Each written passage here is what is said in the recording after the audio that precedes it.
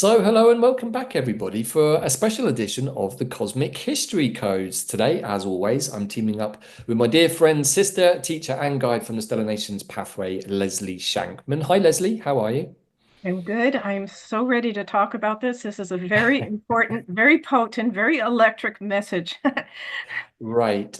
So yes, we sort of flow through these, and from the history of the last year or so, we tend to do these cosmic history codes in bursts. But it's when we're feeling the energy of stuff getting activated through where the planets are, particularly with the Cazimis and conjunctions, that we often feel that the cosmic blueprints, the fixed stars, or we can say the cosmic history codes of the stellar nations, want to speak to us. And so we literally just did one piece for the solar gateway and about the full moon. But as we talked about at the time, Leslie, and as I'm feeling even stronger now, is that sort of full moon in Scorpio with all of that lunar and solar energy from the yellow magnetic sun with the moon glyph, with full moon in Scorpio, was actually asking us to receive something in readiness for what we're about to talk about. And that is the Uranus Cazimi that's coming in at 27 degrees and 18 minutes of Taurus on the 17th of May. So what we're going to do is do what we always do and have a look at the fixed stars that are getting activated in this particular Cazimi to see if we can get a little bit more of an insight at the cosmic soul level as to what this might mean for all of us.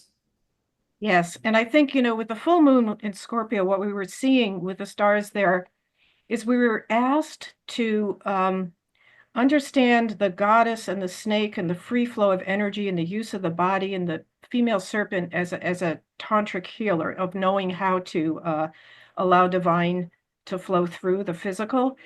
We were being shown that that is kind of the that we need to return to that, and we may have to go through many little deaths. That's what the stake will do to rebirth into it.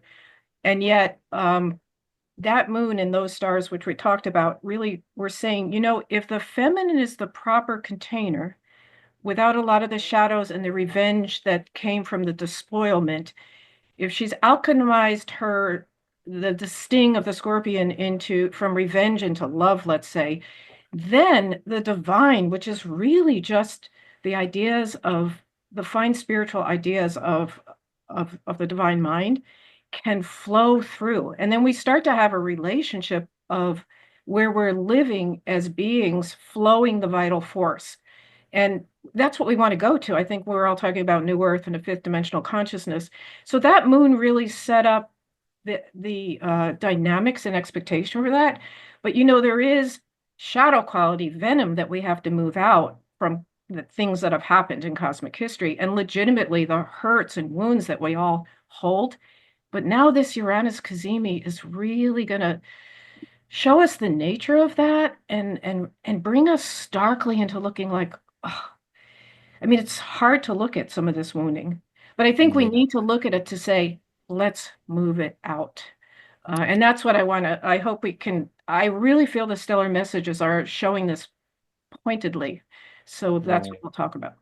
Right, so in a second, Leslie's going to bring the presentation, but I just get any inkling. I'm just going to bring up the chart for this, just to put it up for 10 seconds for those people who get a more of a hit from the actual visual so that you can do a screen grab on this. But I'm just going to pull up the chart in the Western system so that people who get a kick from using the visuals can use this. We can see over here, yes, 27 degrees, 18 minutes. That is where the Cazimi is happening. There are some interesting aspects which Leslie's going to bring in, not least of all the true Black Moon Lilith sat opposite, also conjuncting Juno. But also for those of you who have a more astrological mind, there is also a nice trine here to the moon and also beneficial sextiles. So overall, Leslie, this Cazimi is being harmoniously supported. And I think what for me was interesting, that I don't think you're going to cover this, but the moon was picking up the peacock star. So I was like, wow, that's a really beautiful energy to bring in the mix. So even though this Uranus Cazimi energy, as I think you're about to share, is pretty combustible, there are many harmonious aspects to it, which I think are deliberate that want to support what could be quite a challenging process. But as you said, this full moon in Scorpio was always going to bring up lots of things that were going to be uncomfortable. I still feel that we're in the flow out of that process. lots of people getting super agitated, of course, about the Vatican and many things to do with that and its role in different nations' history. We had a very strong piece in a tribal call today as we rounded out the solar gateway, sending energy into different parts of Europe that have suffered particularly under that. So that Scorpio full moon was always, I think, going to bring up all of that misuse of power. Of course, big important entertainment case going on here in North America at the moment, and the person at the center of it is also a strong Scorpio. So his chart is super interesting. If you ever have a look at that guy's chart, you'll understand perhaps why he's in the mess that he's in. Oh my God. So, you know, this is a moment where all of those things want to be rebalanced. All of that shadow that Scorpio is good at hiding from itself and from the rest of the world doesn't have anywhere to hide anymore, because we have completed the 100 days of the dissolution of the veil. So that happened the day before the full moon in Scorpio, all of which I now understand was important, Leslie, because on the full moon, as part of the gateway, what many of us did was to anchor the energy of the grid and to call in the golden rays of the sun to be the final piece that was downloaded into the grid. But that could only happen after the veil, hence the grid, had been dissolved, because it couldn't be received. Even if there was 1%, it would have caused a glitch. So that happened on the full moon. And I feel now that we're ready to receive whatever it is Leslie's going to share with us in this presentation. Well, it's interesting that you say that, because in this presentation, I think we're going to see that if we don't deal with Algol, we can't even have 1%.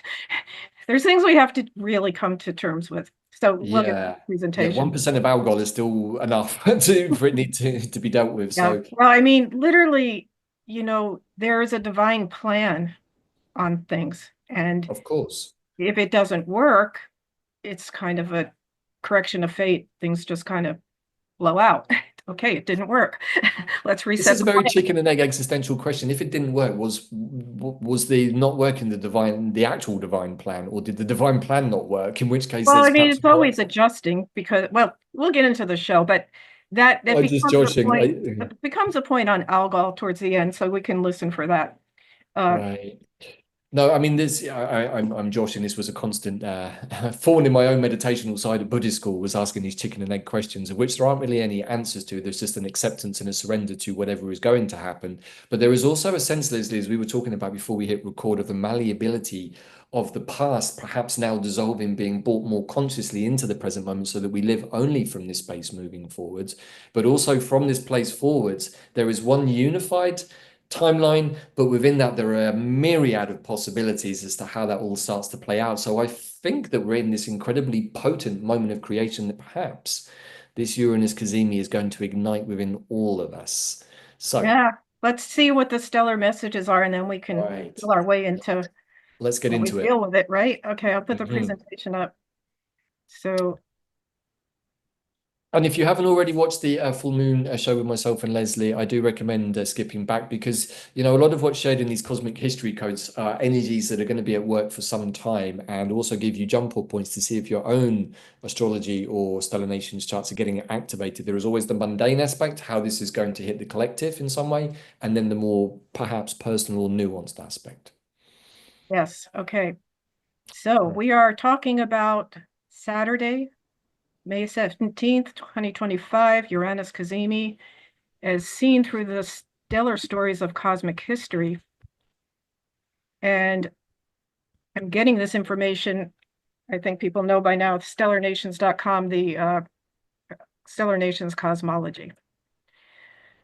So what I think we're going to see is that the Sun conjunct Uranus is the call to unravel a very, very thick nest of galactic karmic knots.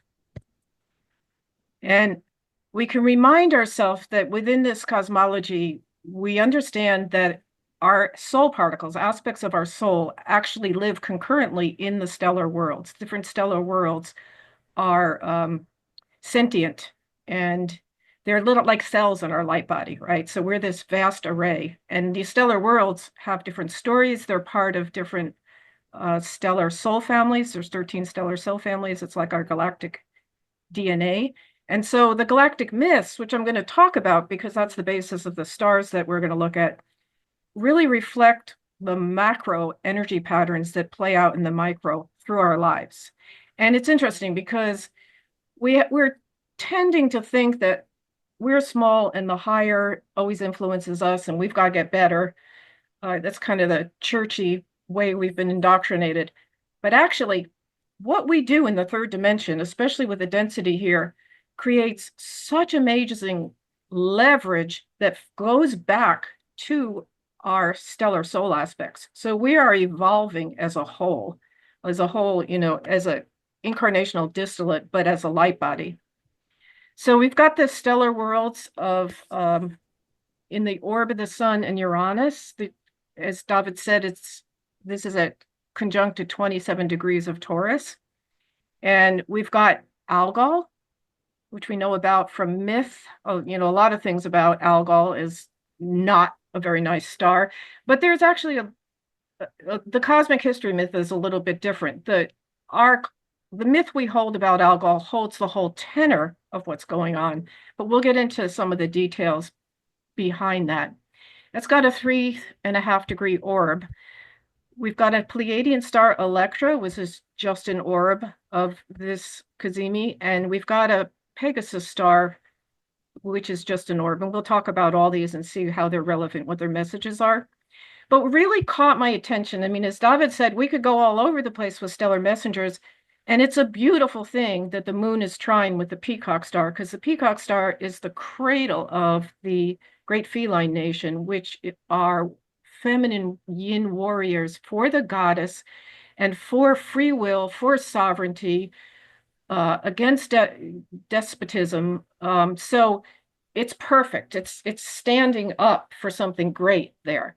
But we're going to talk more about, we're going to just isolate on the dynamic that I think we really need to be aware of and unravel. And it's everywhere in the micro, really, if we think about it. So we're going to look at these three stars, what happened there, but then opposite, pretty much in a reflective orb, we've got Lilith in 2535 Scorpio with Bungula, which is actually also Alpha Centauri. I'll talk about this star, but this has got a huge orb, 4.5-degree orb.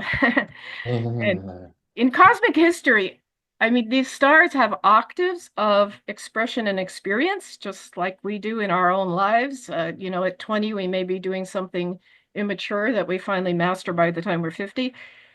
So, but when we're talking about Bungala here in cosmic history, we're talking about the very low octave of it. Now there's Alpha, it is also called Alpha Centauri, and I think there's quite a high octave of it too. But let's go through this and see.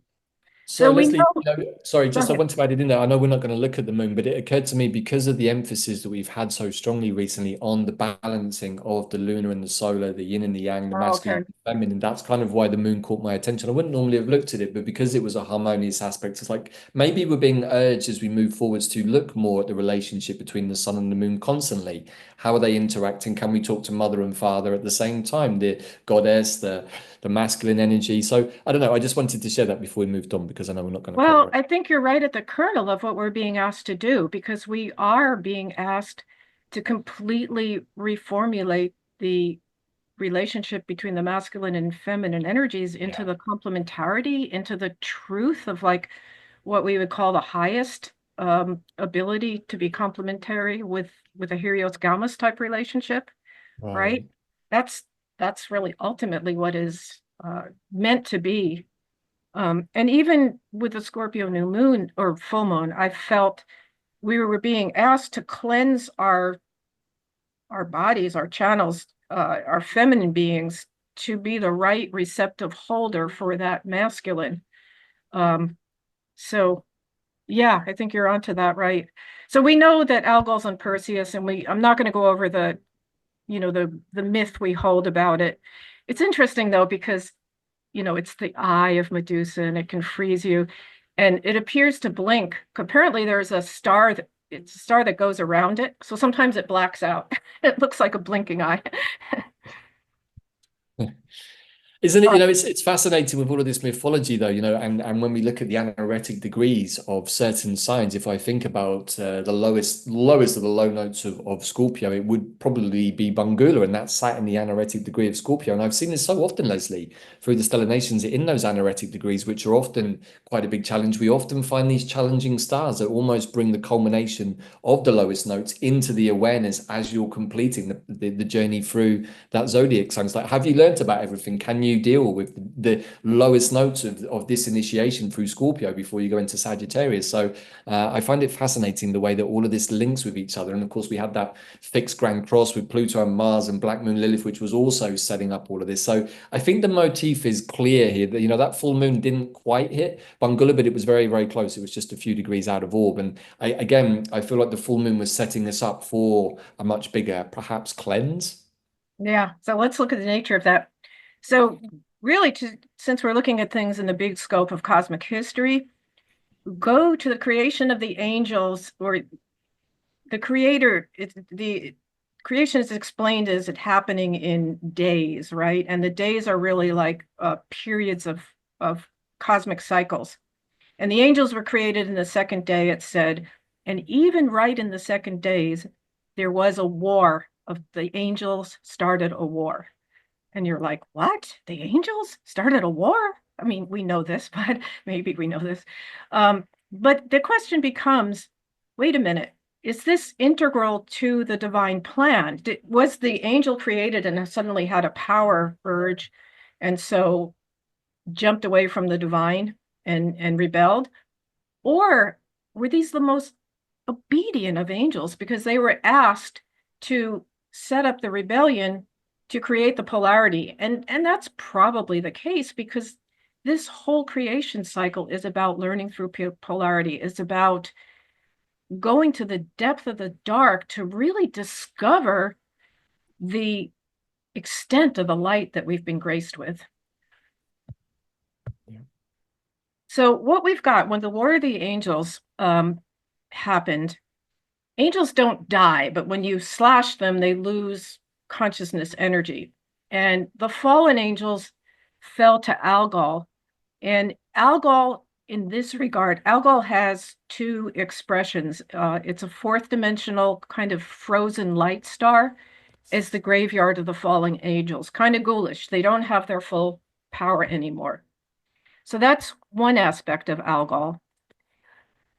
But then Algol is also existent as a six-dimensional channel of rebirth. It's the eighth initiation of the dragon. The dragons as a hierarchy of part of ourself. We go through series of initiations to learn how to stand up for divine will. As you know, we go through the first 5 initiations are in the elements, earth, air, water, fire, ether, literally, because the control of the elements is important in, with managing Gaia and other big resources, but also metaphorically, because, water, you're controlling your emotions, and air, you're controlling your thoughts. But at any rate, those are the first 5 initiations. And then the 8th initiation is the dragon, or that part of us that stands up for divine will, has to know when to be ruthless, meaning when to strike something out of creation that doesn't serve divine will. And boy, you have to be very matured at that point, because of course your ego wants to strike a lot of things out of creation at times. But so this is something that's very serious. And it's the warrior's task to strike the lethal blow in the protection of divine truth and order. So I'm going to say, what does that imply? It means we have to really start to have an inner sensibility about what is divine truth and order. And I'm not sure we know that collectively anymore, but I think we're being asked to wake up to it for sure. So there is a divine plan for every stellar body and every planetary body that's held at the core by the Holy Spirit. And Algol actually has a divine plan that it would include a fall, like the fall of the angels, because it was meant to be a gate of rebirth. So the idea is that with this fall, souls would be sent to Bait and Kados, which we'll look at in a minute. Bait and Kados, we've talked about that. It's the prison of galactic retribution. The idea is souls would be sent there, kind of a chamber of mirrors, examination. They'd go, oh my goodness, I made a mistake. I want to accept mercy. And so Algol was meant to be this whole understanding of accepting mercy and correcting our fate, and to have a true rebirth into cosmic wisdom, and to gain the inner power to burn through the different clashes we get through polarities, and to reconcile the polarities so we could move beyond polarity. But that didn't happen. Okay, that is the divine plan for Algol. Okay, um, So, what's Leslie, with happened? all of that in mind, before we go to Bait and Katos, do you, perhaps this is just a general question, are we at the point with this Uranus Cazimi and Algol where that level of the eighth initiation of the dragon is being called to bear? Have we reached the point where the liquidity of good spiritual energy has been uplifted, and all we're left now is basically with the stuff that's untransformable, has no inclination to, and therefore needs to be almost cut out like a cancer and extracted because it just simply does not want to comply with the universal energy? Is that one way of understanding it? It could be, but I almost feel like we're we're so pressurized into deciding, and can if you Mm, surrender and accept mercy, whatever that means. I don't even know if we have a true understanding of that. The yeah. alchemization and the upliftment, the redemption is promised by the divine. So it seems like we're at a point where we would still have that choice on the inner as individuals and collective, but we would actually be building our discernment to decide what would have to be cut out. Yeah, I don't know. Your question's a good one, and I don't know if I have an answer, but I feel like that's part of the deep pressure of now, is feeling those both Yeah. Maybe part of the question here, or the conversation between us and Uranus and the Sun, is like, okay, have we reached the point where we realize that we are going to have to remove some things from our society, our world, in order to be able to move forwards? If so, who has the divine right to decide that? Well, I would suggest that none of us humans stand here really in a position of Buddhahood just yet. And perhaps that's why we need to appeal to the Sun. It's like, hey, this is what we're perceiving. We've reached a certain point where this energy is not doing anything other than just resisting, and so maybe it's just part of the mature conversation for us to all think about, Leslie. It's like, have we reached Yeah. where certain And things need to be transmuted by a Cazimi or a solar flare or something? I don't know. I think that's a big question for us all to think about. yeah, and I think we may start to feel into an answer if we keep going on, Yeah. because yeah, let's just keep going with that. But it's a good question. So as I said, and we know this from our past conversations, Bait and Katos has been all over everything for especially April 8th, Kazemi, no, I'm sorry, the April 8th eclipse last year. Chiron Yeah. was on Bait and Katos. We had the whole thing going through North Yeah. America with going through all those towns called Nivea, which are like the belly of the whale. Bait and Yeah. Katos is the belly of the Cetus constellation, like a big sea monster. And it's a Hmm. galactic seat of judgment. It's a karmic school. It's a chamber of mirror. It's really intense because it's a fourth dimensional world. And generally, you've got souls that have been much more free, fifth, sixth, seventh dimensional, knowing the freedom of that, but misusing it, being constricted down. So it's like intensely constrictive compared to what that aspect of our being is used to. But it's that weight for the squeeze of trying to recognize our transgressions and just finally say, I want out of here, and realizing that what's happening, what the angels actually turn into frozen rocks in Bait and Katos. And when they start to ultimately think about wanting to go home, realizing what they did, saying, you know what, wait, wait, I kind of left my path. Um, when they ask for mercy, they are born from the frozen rock out of the tail of the cetus into the light body of a whale, which is metamorphosizing back to the angel. But the whales are singing mountains essentially, and they have all kinds of energies in the cosmos and in our seas where they hold together the morphogenic fields. And that's a whole different conversation. But yeah, their rebirth is the underlying promise and tone if we want to take it. There are all kinds of pathways to rebirth. So now to go further with Algol, there came a time where those certain souls locked in Bait and Katos were just not getting it. They wouldn't surrender.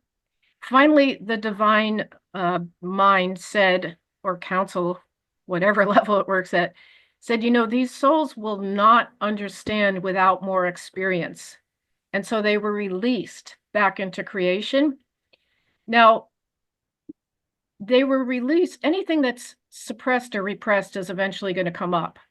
So the fallen angel, Satanal, and the fallen dragon came back to life, that the soul of them, as they were reborn out of Bait and Kados, and they, especially dragon, had this restive urge for power. And when you get these urges or frequencies, these feelings, they become frequencies. They become like viruses in the collective. So this was another, after their release, I think it started the Second Galactic War ultimately. But what happens is, think about it. A frequency is released and it introduces an idea. Oh, we can have power. We can create power. Want to be part of us? We can create another matrix. We don't have to be subservient to this divine matrix. Because often that divine matrix was thought to be, oh, it's a cult. Oh, I'm like a puppet. It's just making me do things. That was the line of the shadow force. But anyway, what happened on Algol is the fallen angel and the fallen dragon merged in an act of black magic, and they created a hybrid satanic line. So this whole idea of the satanic consciousness and entity is, it came out of this. So Algol has a lot going for it. Now, or not going for it. But what I want to do now is I want to jump across to Lilith, because what happens because of Algol, the energy of those fallen ones merging, especially the dragons and the angels, was so overly sexualized that they had to grab a star that they used as kind of a tantric net, and that star's on Lilith across, and that's very, very, germane to this conversation. So, but I want to talk about Lilith in the Stellar Nations cosmology. Yes, of course, she's understood that there's this demonic type of presentation of the woman, but it's really, you can't stop there. It's the pain, it's the deep, deep pain of her screaming, have you forgotten that we were created as equals by the Supreme Creator right there in the Hall of Creation? Like what we see as the mythic Garden of Eden, there's a whole creation story in the Stellar Nations about the god and the goddess in the Hall of Creation being created as equals, being given their tasks. So there's really, Lilith in the Stellar Nations is the pain of the great feline that was expelled from the galaxy by a lot of betrayals. It's the pain of that expulsion in our Milky Way galaxy tilted yang. It's also the complete despoilment of the female serpent, which we'll see in a minute. So it's a deep, deep pain. And the demonic expression of it isn't like because she's that evil. It's because in her gut and heart, even though it's maybe hidden from her, is this cry out for the Creator. So her anger is the despoiling of the goddess's sanctity. And I love this. It's a combination of Uranian rebellion with devastating Plutonian anger and resentment, adding in a Jupiterian sense of justice with a bit of Mars fiery thrust. And she's saying, I will not be under you. So the energy of Lilith is, we can't just think of her as the female gone bad. It's this fire, it's this inner cry, I want my sanctity back. However, when Bay and Aniko did attune into Lilith, they were just told 2 years ago, because of the way the energies were coming back of the goddess through the great feline nation, that happened last year, that it was time to put Lilith in the Antares code, because the true meaning was this sanctity search. But they were shown, they were attuned into each astrological sign and each house, as far as the idea that our expression of that Lilith wound in us when we're born and how we design it into our astral it's really our soul matrix our soul mandala that we get from the stellar nations. It's a little more than astrology because it's how the stellar nations or the history of our consciousness comes through. Anyway, they were shown that each sign in each house is sort of a toolkit for Lilith. Like we're at a certain point of development. Let's say we put Lilith and Libra in our first house, it means something. Now for this, we're just able to look at Scorpio because it's going to be in different houses in all different places of the world. But now we're also talking about these messages coming through for us collectively at this point. And I put this all down here. I'm not going to read it, but it's from the book Stellar Destinies. I want to just kind of make sure I paraphrase it because Scorpio Lilith is actually one of the most ruthless and tough players. And it is really kind of the view we have of Lilith, oh my God, this is demonic. But, and this goes with the Scorpio, smart, intuitive, passionate, prone to manipulation, emotional blackmail, can be very superior feeling, sees through other situations very skillfully, very vigilant, can gather details, can map out weakness of others. Someone's depreciating or deceiving her, can take advantage of, or taking advantage of her, she can immediately drop the poison of the scorpion skin. She knows how to sting really well, uses it to reveal the defenseless points of people around her. It's got a full magical toolbox. Could be sexual magic, seduction, temptation, word magic, thought magic, or emotional blackmail. It's the richest toolbox. It's legitimized in her mind by the fact that she just knows and feels instinctively in her deep consciousness that she's avenging the injustices done against her, against the feminine, against the goddess in the past. So she doesn't really have remorse in becoming a hardcore player. But Scorpio's like the hardest, the toughest toolbox of Lilith. But it's really important to understand the background and the attitude of this state of mind, because literally we have to understand that if we set this up in our soul mandala, and now we're saying this is on the collective, that there's an open emotional wound that's just constant anguish and terror that's beneath the surface. I mean, all this stuff I just talked about is hiding this terror and anguish. It's like you're tormented by fever dreams because of the extreme trauma, which we'll get into in a minute when we look at Bungula and Electra. And that trauma is trapped in the past, but it keeps pulling an aspect of ourselves into the trauma. And it's like the past is constantly communicating with us. So it's like we experience the past as the here and now.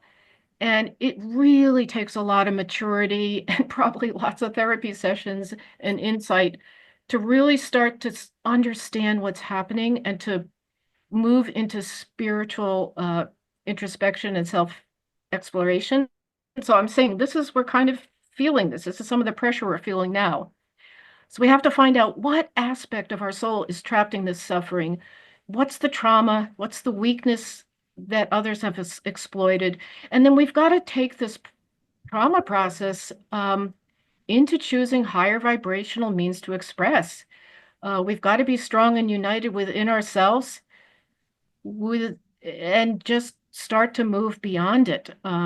It can be a real redemption story. It's meant to be. That's the whole idea of Scorpio, actually. We talked about in the Scorpio full moon. The initiation of Scorpio as an astrological age is the initiation into the trial of finding balance, one going through the dark inner labyrinth of shadows and finally finding the center and the way out.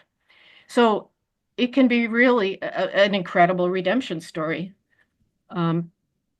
And it's all about rebuilding primordial trust because the trust is just shot. And that's, I think, something we really have to question. What do we think about God? We have so many images, church stuff. We don't have any, do we? We're being asked to feel that from within now. What is the creative force? What is the God force? So what we've got now is the star Bungala, which is on Lilith. And this is opposite our Uranus Cazimi with Algol, and then we're going to go into Electra. So Bungala is, I would tell you, it's in the Centaurus constellation, the Chiron constellation. Oops, sorry.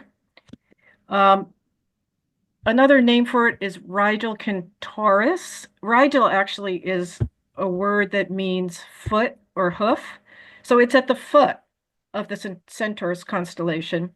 It's also known, as I said, Alpha and Centauri, and I think it has a whole higher expression at this point. But we're looking at this historic lower octave expression. We talked last week about in the full moon how the Scorpio full moon was incited by the deep guilt that the female serpents had doped the center, or drugged the centaur, Chiron, basically, into trampling on the crew constellation. That was last week's story. We won't get into that, but you've got this kind of snarly thing going on here, right? There's a lot to Chiron, and Chiron's hurt more than when you look at cosmic history, there's more layers to it.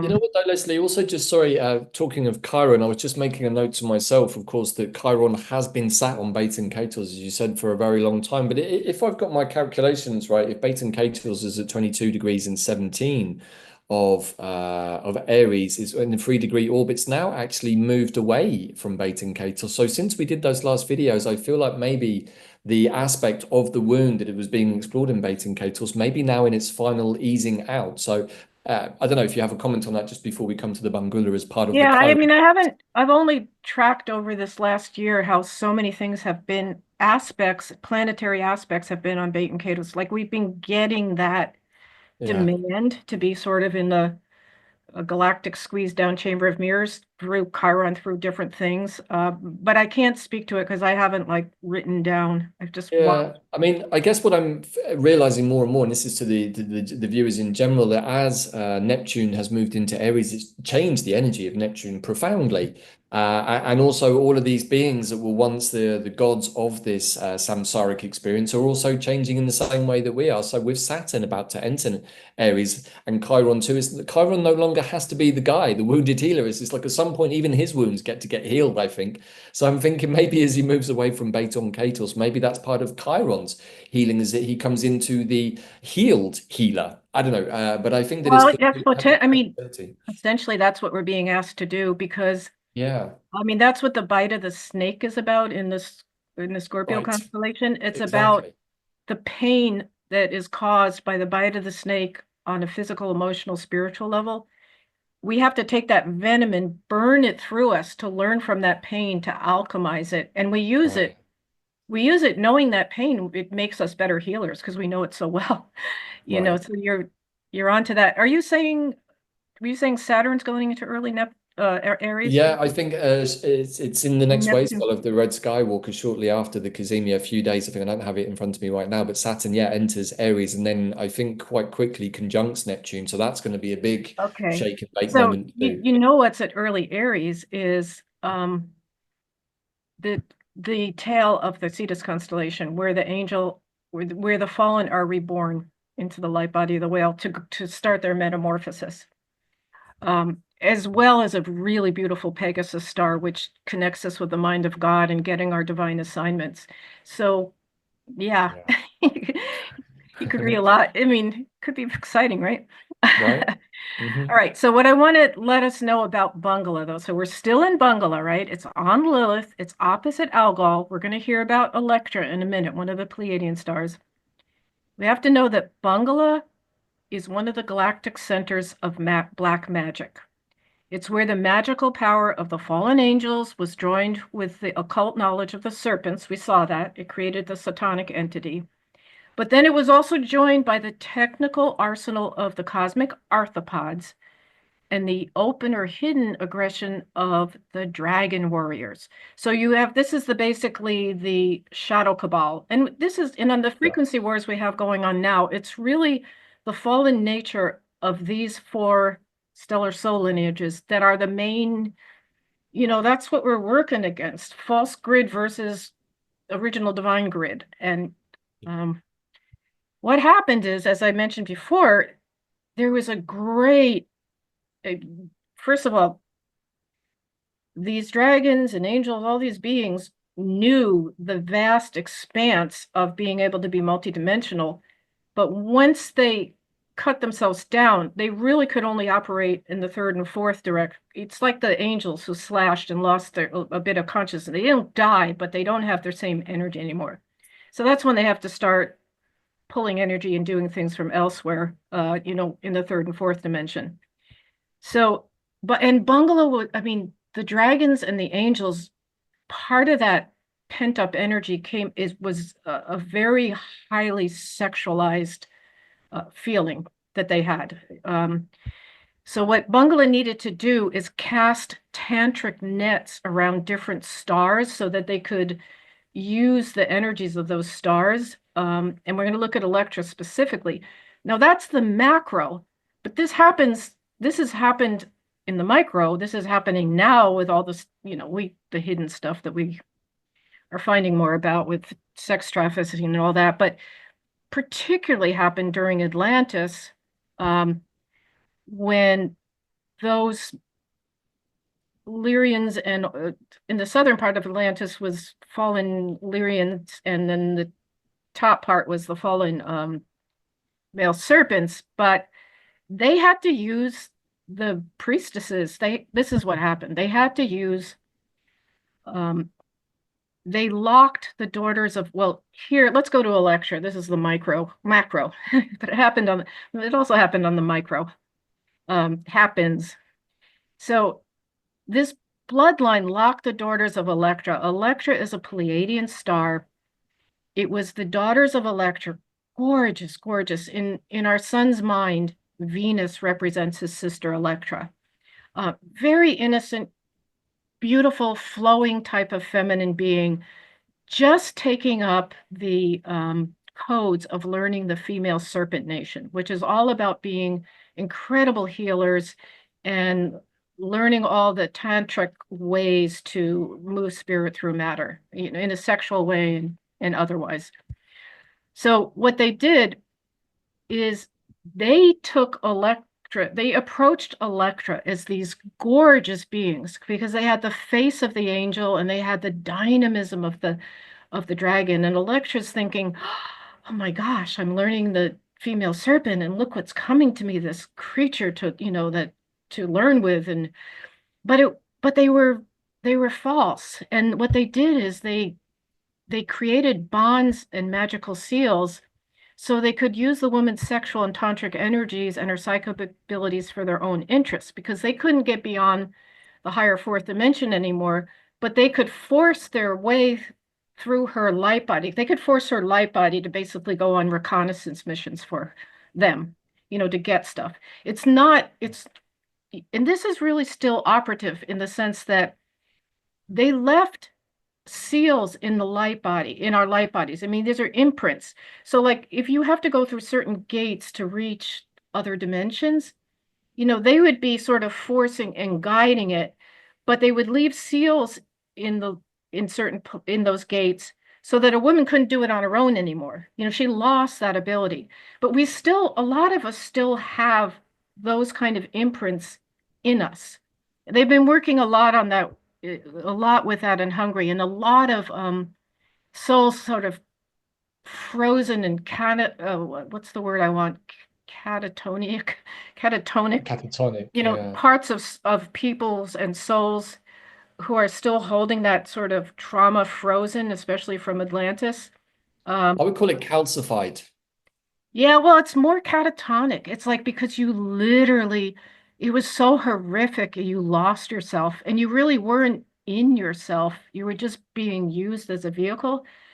I mean, this sounds terrible, but this is the kind of thing. You've only got to turn on a modern concert with any of the female pop artists to see exactly what you're talking about, still being played out in front of huge crowds. That's very much. No, I know it's right. It's part of the hidden empire's money making scheme is to make money in this way, and we can see those people who are still in that role at the moment because their performances basically mirror the satanic rituals.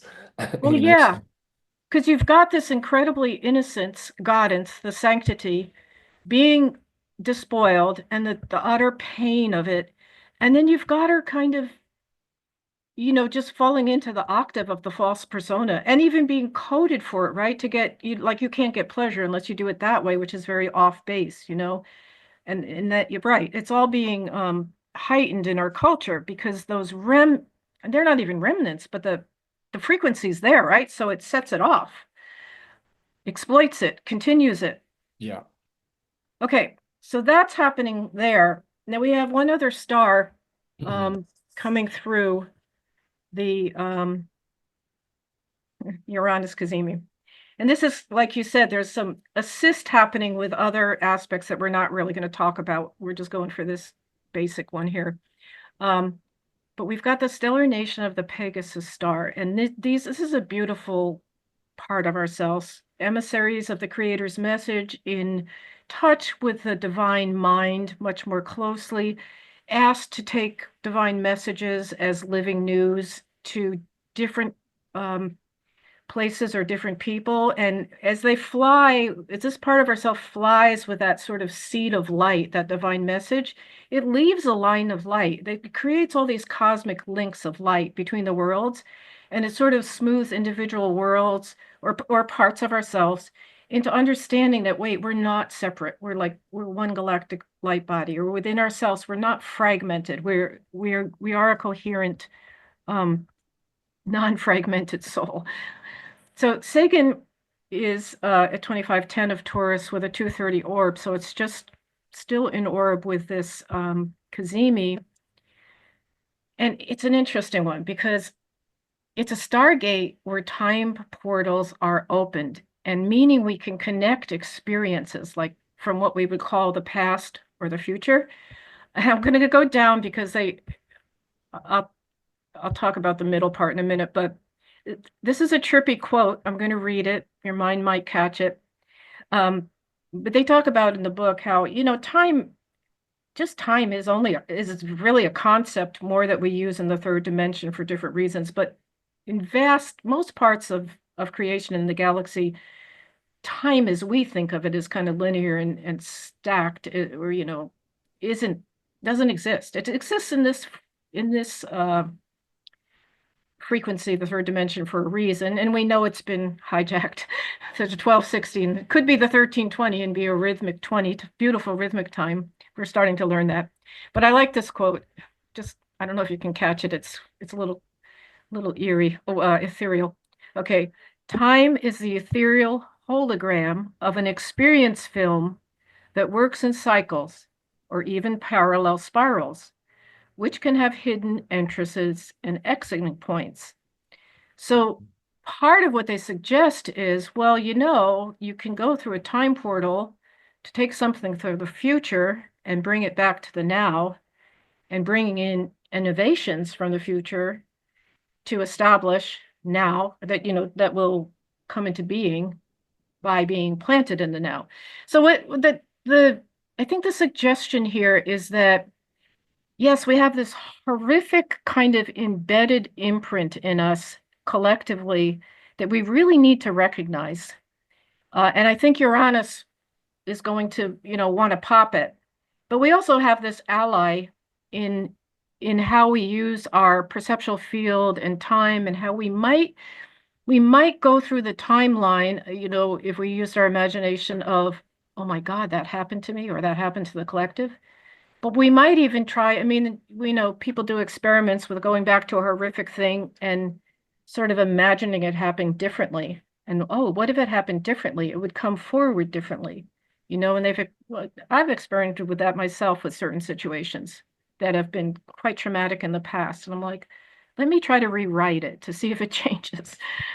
Anyway, Well, look, I'm going to throw something into the mix here, Leslie, because it's something that's been on my mind quite a bit in the last few days, which is if we know that we have an aspect of ourselves that we consider to be in the future, which is, again, just a construct, but somebody or an aspect of ourselves that is further down the timeline of our own day-to-day, moment-to-moment evolution, then we can, in certain situations where we're looking for help, call out to our future self to come and be the assistant in that moment. And when I thought about exactly. doing that now, which is something I do, sometimes I just go to myself 2 days in the future and say, I know this is going to work out because you're telling me that it's going to work out, but I need you to show me how, because you're already in the place where it does work out. So just Right, send the right, right. information back how to do this. And then I realized that I've been doing that as an adult to my child self.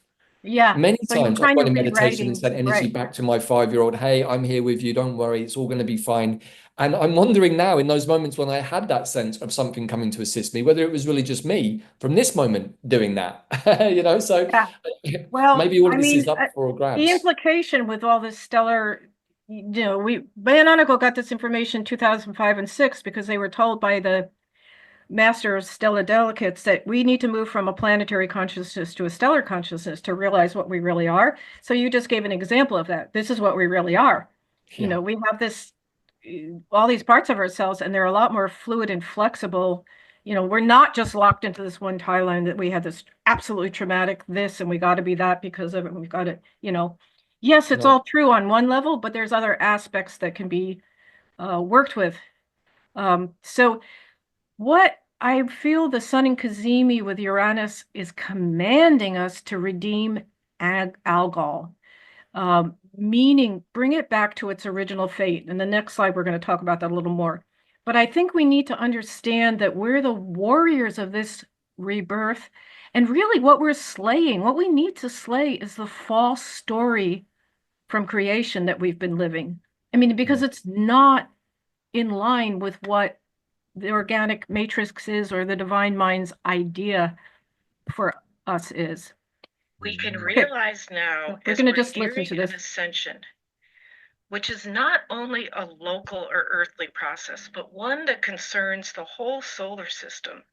It's an extensive galactic retuning of our reality, which affects great multiple cycles of life. If Algol succeeds in choosing the light related to this reattunement process, which concerns the Earth, the solar system, the Pleiades, Sirius, and more, then we will have a moment of the fulfillment of fate that belongs to the great orbiting cycle of the whole galaxy. And in experiencing the ecstasy of turning into the light, then life may be sustained on Algol, and the Holy Spirit in the center of Algol, holding the true divine plan, can also go through its own completion, the realization of its destiny. Now, if we're not able to reinstate Algol in the original divine plan, in its light, then destiny here becomes a fatality, and the final judgment is delivered, and the star will be destroyed. Okay, so I had pre-recorded that, but it seemed like a good conclusion. Did that make sense? Yeah. It did, and I love the fact that it sounds like it's coming out of some Second World War bunker as a late night Yeah. transmission. Yeah. It Yeah. somehow adds to the whole past, Right. present, future piece. No, I thought it was absolutely spot on, and yeah, it resonates. Yeah. I had used it for something else, but it just seemed germane. It's I cool. wasn't sure I could say it the same way again. But with all Mm. this, I want to tell us that there's so many visions in the sky, with the stars. And they're met, be given they're like what are we getting from the stars, these sentient worlds where our souls are? We're getting they're like lighthouses of consciousness sending beams with their frequencies down that we're learning to accommodate. But there's other things in the sky. Like this is beautiful. I want to end on a positive note. It doesn't have to do with the Cazimi per se, but it has to do with where are we going with this balancing of the masculine and feminine? And can we do this? Because that's at the core of it. In fact, we didn't mention, you said Juno is conjunct Lilith down there. Juno at its highest really is it's the asteroid that is the wife or the relational feminine.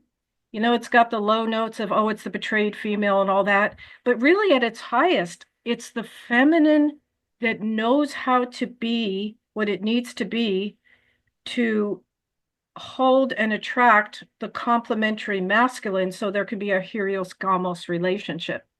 So what we've got in the sky, there's a certain vision in this is a Hydrus constellation, which is in the female serpent line.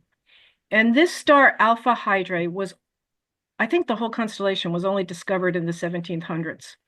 And it was revealed to Bayononico in the year of the female serpent, when further information kept coming out after they first were shown all the stellar patterns. We've been getting further information every year because these are living forces. Our collective gets ready for new information. So 2014, year of the female serpent, they were shown Alpha Hydri and Beta Hydri. They were shown that this constellation was found in the 1700s.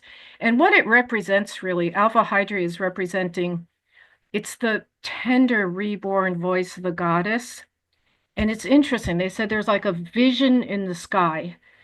It's the head of the Hydrus, and it's moving up towards the end of a place in the sky that's called the Eridanus River, which is just a river of stars, which is actually thought to be a reflection of the Nile River, because a lot of Earth things are pretty much shown in the sky.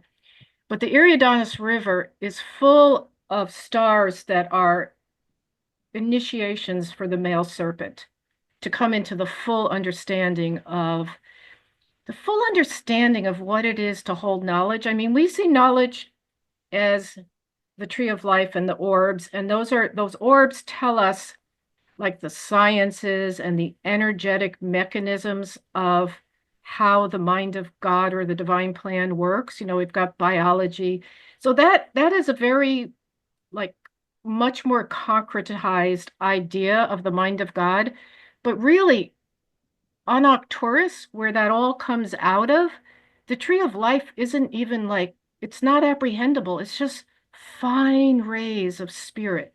And that's basically when you finally come into the final initiation on Ashinar, the male serpent is going to move through like needing to know the mechanisms of energies. They're just going to come alive in them. And so you've got the idea in the sky of the matured, realized male serpent coming down and the female serpent coming up to meet him so that they can recognize each other, and the male serpent can finally recognize the equal reflection of the goddess, so that we can realize that together. So that's kind of a vision that's in the sky. But the beautiful part about that is right off to the right of that constellation where those two stars are wanting to come together is the Phoenix constellation, which is all, we've seen this in other shows and we know it, if we know it from the Stellar Nations, it's all about the complete letting go that, you know, we know what the Phoenix is, has to be burned to the ground to resurrect and be reborn.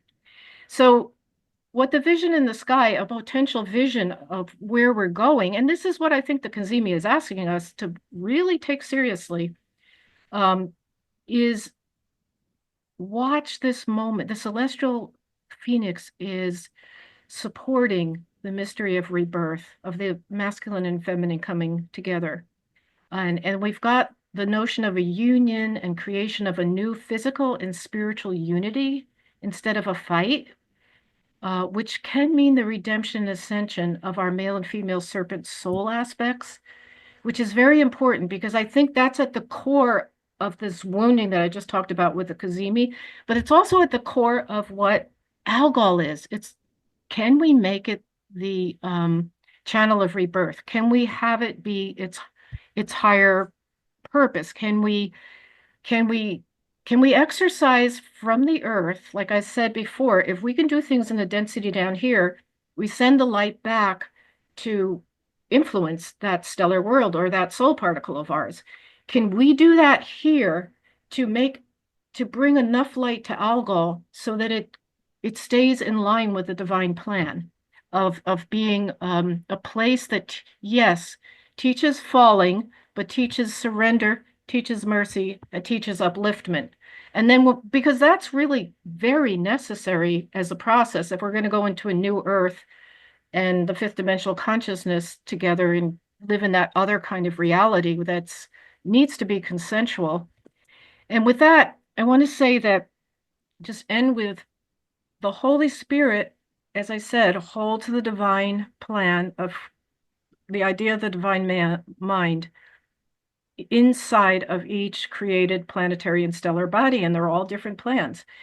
Well, Earth is a planet of redemption. Earth is meant to be in the Milky Way galaxy, the planet where humans finally find the complementarity of the masculine and feminine aspects of themselves in creation, and also act as chalices, as true cosmic humans who were gifted with essentially the galactic DNA of the 13 stellar nations. I mean, our lapse is that at one point we pushed it out. We said we had a kind of superior mission and feeling, beloved by the Creator, and we got very superior about having these other influences in us. We don't want that. Who are we without that? Well, the Creator made us to be that, to be the chalices for holding all the stellar nations. And really what the stellar nations are just different kinds of pathways or soul aspects that lead us into different kinds of experiences, because we were asked to go through experiencing creation in its denser forms, go deeply into the shadow to find the light. It's a polarized creation cycle, as we saw, and we're moving out of that extreme polarization. As far as that's what the galactic rearrangement is. We're going to be taken up to on a new spiral arm. We're at the end of 3 different major galactic cycles, and the new spiral arm is where we act more as co-creators. But we're not going to be able to be co-creators without, I think, this whole cycle of polarization and dark light. It has basically taught us cause and effect, and hopefully it's as much as we're imprinted with, like I just said, oh, the light bodies closed down at certain points because the creatures from Bungula did that. We can imprint ourselves with the lesson or cause and effect. We felt the effect. We need to be. We are agents of transmutation. We can alchemize this. I mean, it really comes down to we're asked to alchemize the sting of the scorpion, which was about hatred and revenge, because it was such an anger about sanctity being lost, and it was the anger of, you don't appreciate me, damn it. I give life and I can take it away. But that sting is a death hormone. It literally takes away the vital force of life. We're being asked to alchemize revenge, essentially, into a nectar of love inside of ourselves, and that's the redemption.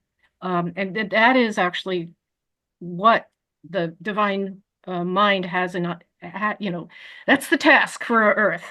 So if everything feels intense now, it should, because it's serious. Okay. Right. And I'm done. Wow. Okay. So many things to reflect on there. So maybe if we just take this down, Leslie, we'll bring it into the place of the wrap up for today. Okay. So making notes furiously. Just one quick technical question. Is the star Segin, is that a revealed star? No, that's revealed. No, that star was first shown in the pathway of the Pegasus. There were 4 more stars revealed in 2013 for the Pegasus, but Segin is and what degree is that? It was 25. Let me look. I don't have the slide up, but I have notes on it. It's 2510, but it's got a 230 orb, so it's just still whispering into the Cazimi. Right, yeah, it's just shy of my own. So for me, this is quite a strong Cazimi because first of all, I have my Jupiter in that place, which is a tough placement. Secondly, this is a year-long loop to the Jupiter Cazimi, which was also weirdly my Jupiter return. I had a Cazimi on my Jupiter return on the same day. Oh my goodness. It was exactly 40 days after the April 8th Chiron Cazimi. So yeah, that was kind of an intense process. 40-day penance cycle or something. Well, yeah, that was the whole celestial skyboat experience. So it was kind of intense. And I think that we're now at that point of that celestial skyboat with the 100th day of the dissolution of the veil being the day before the full moon. What I was being shown is that really we've arrived and the final piece is to go through the solar gateway, which I think is the Uranus Cazimi. But here's the disclaimer that I'm picking up from this. Really and truly, there's quite this is a bunch of some of the most difficult stars that we have out there. Algol, Bungula, Electra, lots of pain, lots of bad magic, lots of bad mafia bosses. However, do we want to stay in that place looking at them, or do we want to say, what's the opportunity here? Am I going to meet the court case revealings? Because the person who is in this court case is absolutely embodying every single aspect of this particular Uranus Cazimi in their astrology. Super, super scorpionic, bad black moon Lilith placements, the whole lot. Take a look and you'll see what we mean. But I think that what this person is doing, obviously clearly must have been traumatized at some point early in their life too, is going to force everybody to consider, how did he get to be that kind of person? What makes somebody into that kind of person? And do we want to continue the division with rightful anger and judgment and revenge? And you did this, and we're going to have to execute everybody who's involved in all of those very, very strong reactions that people may well have when more of this comes to light, and when people see who is involved and how many people were involved. And oh my God, this is almost the entire planet that's involved in this. So if I'm going to be in a place of divine anger and revenge, I need to check in with myself to see whether any of that's going to reflect back on me, as many people maybe are doing now with things to do with the medications from 2021, where they were super righteous about what they were doing, and now maybe being forced to reflect that back. And so all of those things are in the ethers wanting to be transmuted. And I think the real question here that is being asked of the sun to all of us is, do we have the maturity to pass this initiation?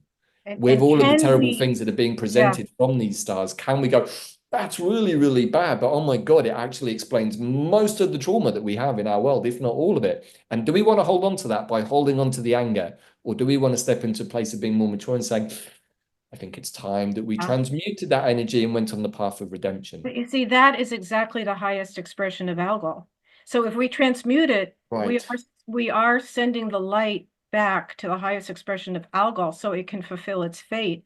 And it's fulfilling its fate is it's consequential to the whole galaxy and beyond, because of where the cosmic rearrangement wants to happen. If it does, I don't know if the cosmic rearrangement is going to happen regardless, but in the book they say if it doesn't, it's going to be like sort of like a weight, like a dead weight, like sort of a somebody else also, I was watching somebody else's take on the full moon. I can't remember who it was now, and they even described that full moon in Scorpio a bit like having the ball and chain on the foot, and you're sinking and you can't get it off, and you're rapidly sinking and there's no way back to the surface. And I think many people have been feeling a bit like that. And what I was trying to express there perhaps was the higher note of how we can deal with Algol, because if we don't deal with it that way, are we going to have to show divine mercy and forcibly extract a bunch of stuff from our world that does not want to confront the Hall of Mirrors? Now, I think what I'm understanding from this presentation and my own meditations recently is that upstairs, basically us, our higher selves collectively, are offering us, our 3D selves, the opportunity to do it differently and to eat, I guess, a large amount of humility and say, that's really, really terrible, but I'm not going to sit in judgment. I'm going to be better than that this time, and I'm going to hold open a healing space for everybody who's been affected by this, which, by the way, is probably pretty much everybody on some level, whether it's in a 3D trafficking situation, whether it's astral interferences, kiddos, astral manipulation, all of that, Leslie, I've seen in almost everybody's fields I've ever done clearings on. And I'm like, that's completely hidden from us too. And so somewhere I think in this mix, Uranus and the sun are asking us, are you ready to confront all of that scorpionic stuff and transmute it? Are enough of you able to sit and hold that position on this Cazimi and say, this is going to be a little rough, but we know that we can transmute it, and we're calling on the sun to alchemize it with as much light and fire as possible so that Algol survives, because the only other option, if it doesn't, I think, is the implosion. So this is us being mature. We have that decision now in our grasp collectively. This is our first test, I think, as New Earth. Well, it's an eighth initiation of the dragon. The dragon part of it stands up for free will. Not for, I'm sorry, for divine will. Can we realign with divine will, stand up for it? Yeah, I mean, I often see it as like literally pulling the sword of light out of a rock and going. But we don't have to think about we're cutting out people necessarily. We're cutting out these energy patterns. No, this is false. No, it's not in line with the divine matrix.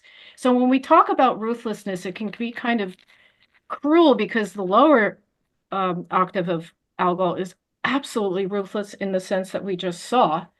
But the higher octave it is, no, you cut out the things that don't serve creation. And it doesn't necessarily mean living sentient creatures, but these thought entities, these actions, these imprints, and like you say, it is tricky because there probably needs to be there does need to be compassion for the actors of these atrocities.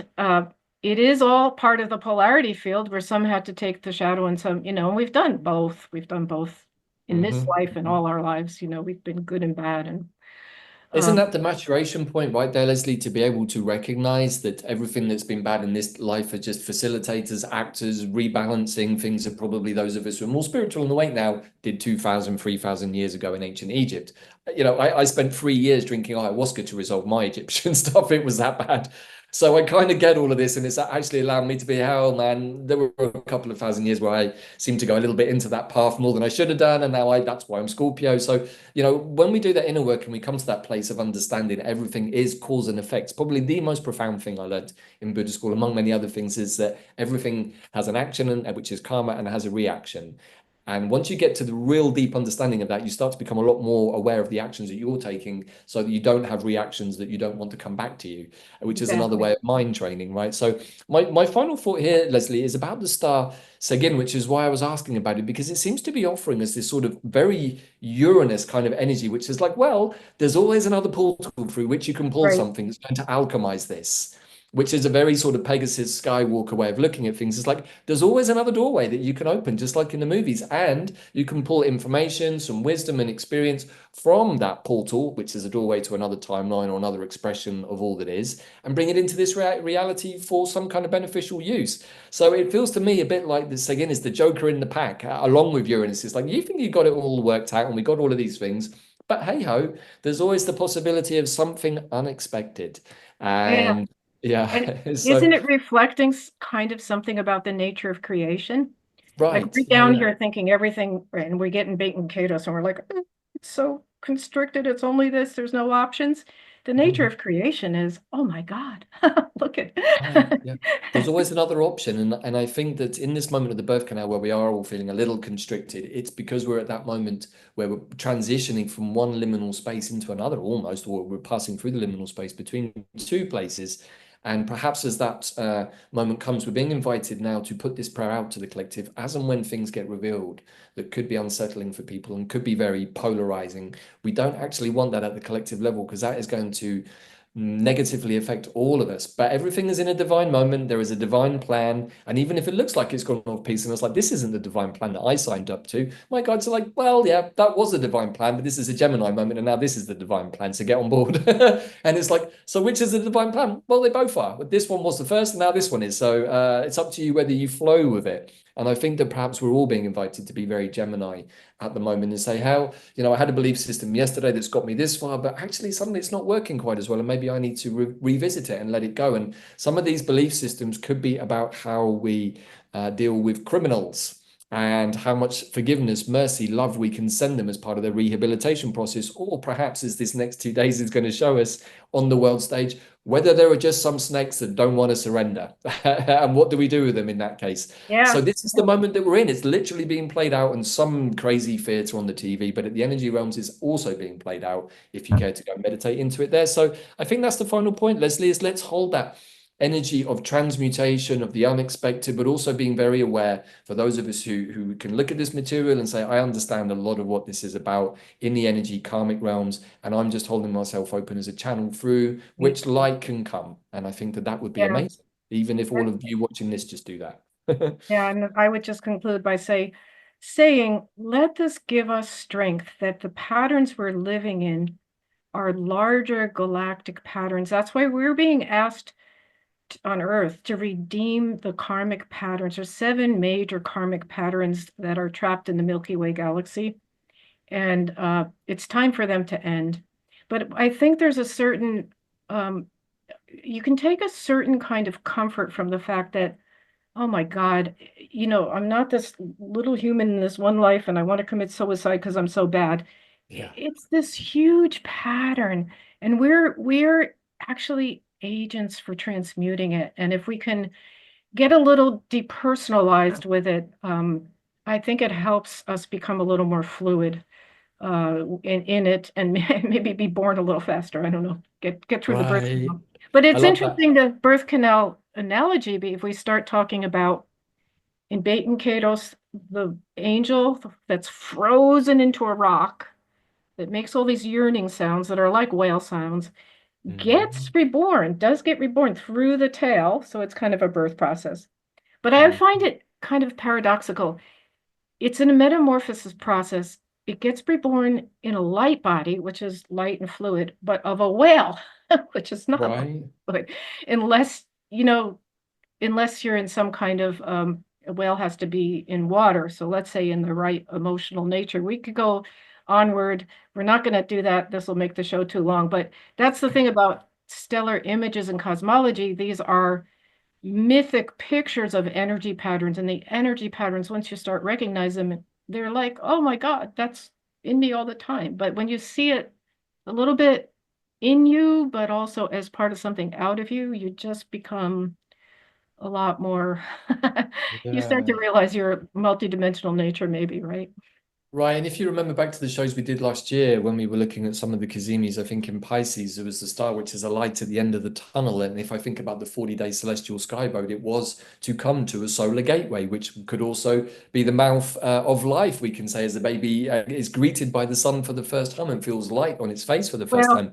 I literally feel that that's where we're at right now, is that moment where the head is about to pop out for the first time. Um, that's the star Anka on the Phoenix constellation, which is the eye right. of the Phoenix, which is like you're dark, dark, dark, dark, but you see the light there. You're going to get there someday. But that was on Saturn forever in these last months. In the so all this is at play. You could look at it very dynamically, but it would be hard because there's a lot of stars. But we are living it dynamically, and we are taking Yeah. little bits like we do today, right? We take little bits, and that's enough messages. Right, yeah. I mean, it's all about weaving the threads, and as Saturn, I think, enters into Aries on, I think it's the just before the new moon, so probably around the 25th. Correct me exactly, but I know that it's during this next phase. But it feels like with Neptune going ahead first, it's like, okay, I'm going to set the spiritual metronome here in the new sense of I am, and then Saturn now having somewhat been humbled, I think, in Pisces, is sort of following a little bit with his tail between his legs, going, okay, I'm ready for whatever's new for me too, and I'm going to approach control and structure in a different way with my friend Neptune here, who's going to give me some advice about how it is to be spiritual in this way. And I think that all of these things are up for grabs. And these are what we're being asked to think about moving forwards as a collective motif. How do we deal with all of these things rather than handing it over to another corrupt system that probably doesn't do the things that we want it to do? It's like, well, let's take control of the situation for ourselves. And first and foremost is to do something that somebody said today on our call, which is to come back to ourselves and make us the center of what we're doing and take action for ourselves and Right. let us be the light of whatever change we want in the Yeah. world. Because that's the true rebirth, right? Yeah. From ourselves. And we just need, we don't need 51% of the population. We just need a certain amount that will quantumly start to.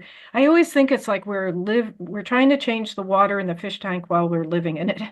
Yeah. But we have to keep putting new frequencies in there. And so I Yeah. think we've said enough, but Yes.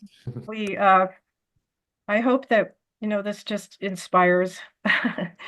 Yeah, yeah. Thank you as always, Leslie, for putting this together. I think that this is a really important transmission. Yes, the stars are challenging, but we can see that there's a pathway here to call us into a higher state of thinking about all of this. And I think that as our dedicated audience who love this work and love Leslie and what she shares with us, I think that those of us who can hold this as an actual meditational intention, perhaps that's what we can do on this Cazimi, is just to call all of that and ask for that divine guidance and releasing and forgiveness and mercy in whatever way is appropriate for all of us right now.